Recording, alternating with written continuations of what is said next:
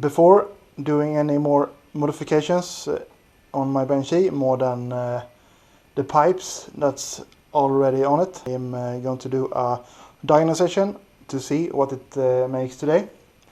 And so I can see that my changes are making a difference to the positive side. So I got some flat wheels that's going to grip really well on the dyno, and I have bought a set of cheap rims, regular steel, not aluminum. So I'm going to open them up.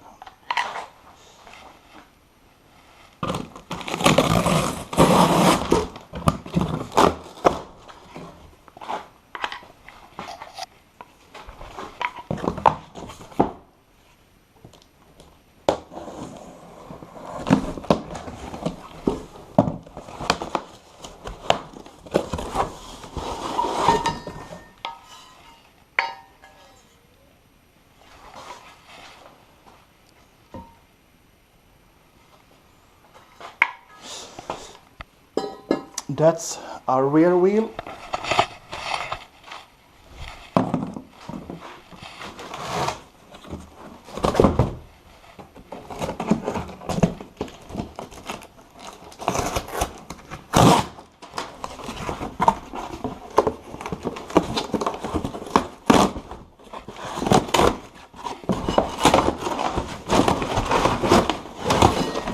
And that's a front wheel.